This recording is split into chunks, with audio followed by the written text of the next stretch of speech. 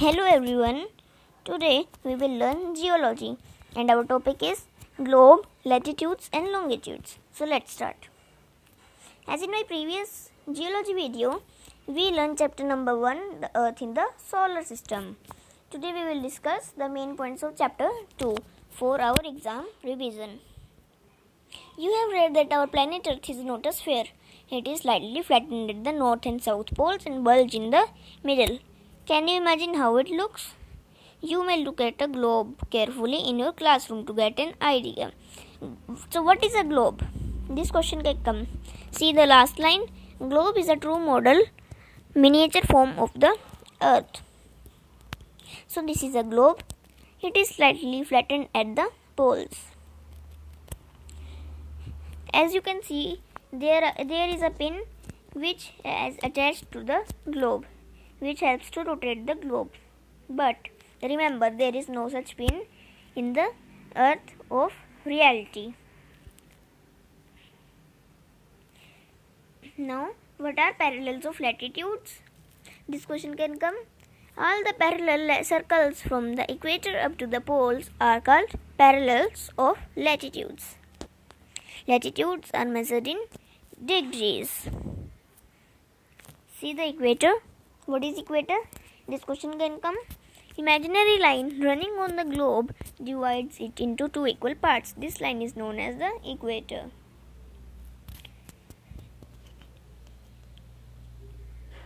Therefore, the equator is an imaginary circular line and is a very important reference point to locate places on the earth.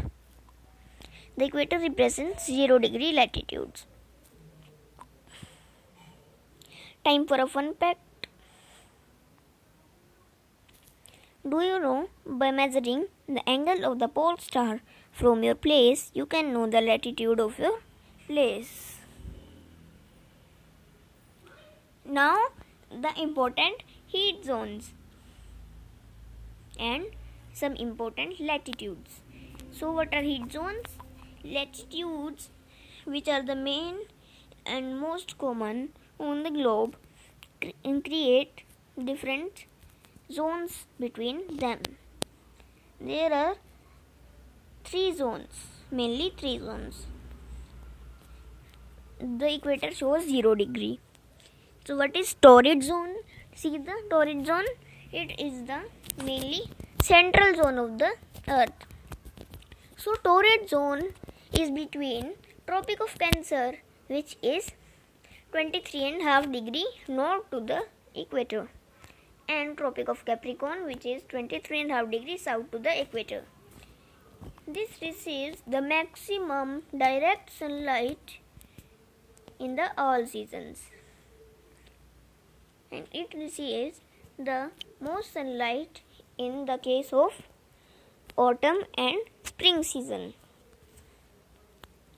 So after torrid zone, there are two zones. North temperate zone in the northern hemisphere and south temperate zone in the southern hemisphere. So what are these zones?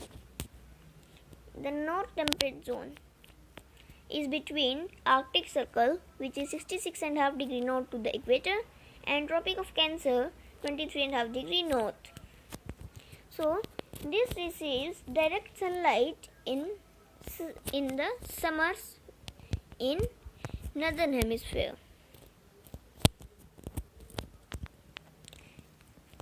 The temperature here generally does not go above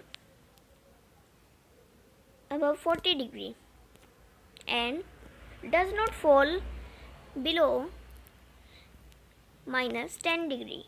So it is normal temperature, and it is the south temperate zone. South temperate zone is between Antarctic Circle. Careful, Arctic Circle is the northern and Antarctic Circle is the southern. Don't be confused in Arctic and Antarctic. So Antarctic Circle is 66.5 degrees south, and Tropic of Capricorn, it is 23.5 degrees south to the equator. This forms the south temperate zone. It has the main features as northern temperate zone. but when it is summer in the northern hemisphere, it is winter. Remember this. Now there are frigid zones. Why are they called frigid zones? Because there are ice around the year. They are very cold. The sun does not rise much above the horizon. They are between North Pole and 66.5 degree north, which is Arctic Circle, and in the southern hemisphere, Antarctic Circle and South Pole. Between them, the region is called frigid zone. They are very cold, and in the frigid zones, there are 6 months day and 6 months night. Why? Because of the tilting of the axis of the earth. This you will learn in my next geology video when I will show you chapter number 3. So let's move to next topic. See this. As I said that direct and indirect sunlight. So these are. When the northern hemisphere faces the sun and tilts toward it, the light falls on it directly. It covers a smaller area and very bright. Remember, bright means hot. If there is some heat, if you put it in a single point, it will get increased. But if you have to spread, you have to apply lesser heat on a point. And if it tilts, it is less bright but covers a bigger area. It means it is lesser hot. So what are longitudes? To fix the position of a place, it is necessary to know something more than the latitude of a place.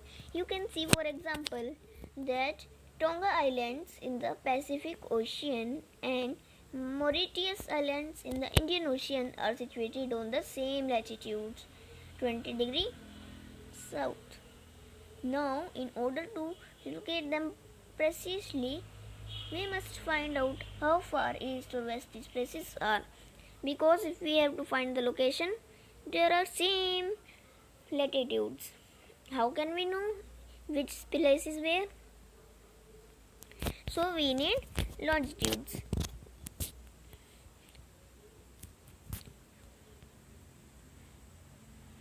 These lines of reference are called meridians of longitudes, and the distance between them are measured in degrees of longitude. Each degree is further divided into minutes and minutes into seconds. They are semicircles. Unlike parallels of latitudes, all the meridians are of equal length. Thus, it was difficult to number the meridians. Hence, all the countries decided that the count should begin from the meridian which passed through the Greenwich, where the British Royal Observatory is located. This meridian is called the prime meridian. Its value is 0 degree longitude, from which we count 180 degree eastward and 180 degree westward.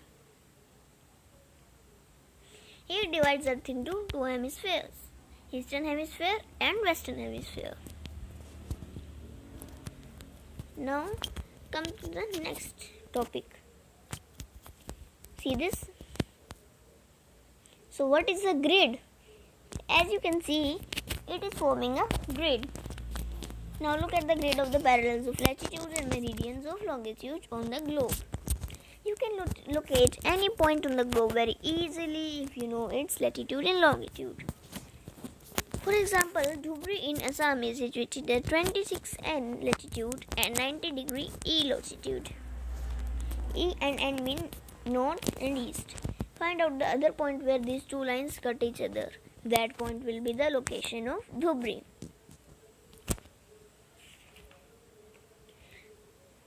See this, I have provided you with the time zone chart. So what are time zones?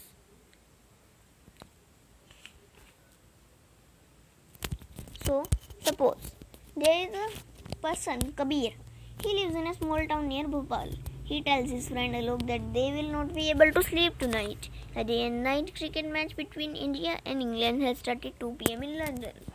This means that the match would begin at 7:30 p.m. in India and finish well into the night. Do you know that what is the time difference between India and England? India is located east of the Greenwich at 82.5 degree east. It is 5 hours and 30 minutes ahead of the GMT. The full form of GMT is Greenwich Mean Time. See in the diagram, India is plus 5.5 hours. And this is England and this is Greenwich.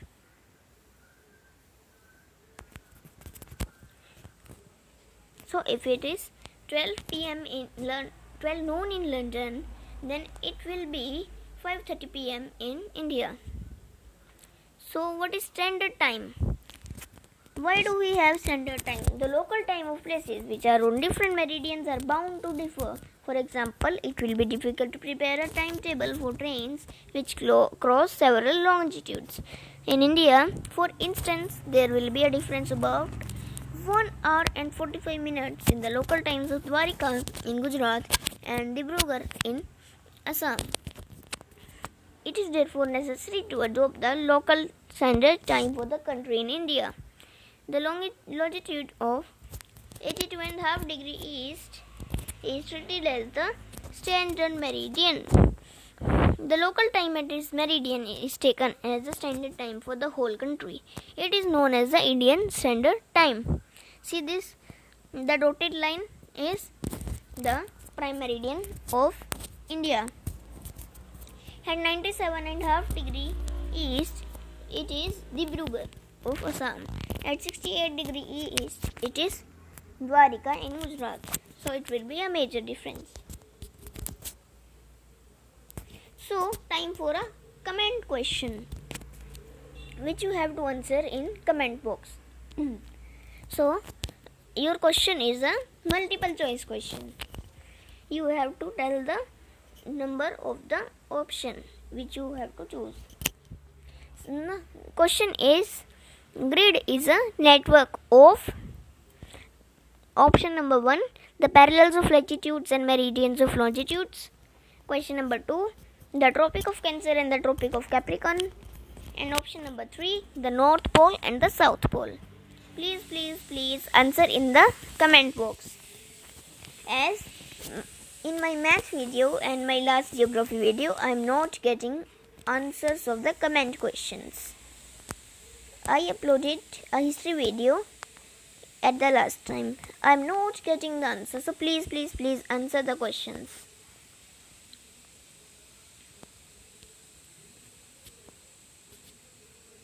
So this was all for today. I will meet you in my next video with another subject and another topic. Till then, bye. And like, share and subscribe my channel and press the bell icon so you get all the notification of my all the videos. Thanks. This is my previous video of geology. If you haven't watched it yet, please watch it carefully, as I said in my beginning of the video.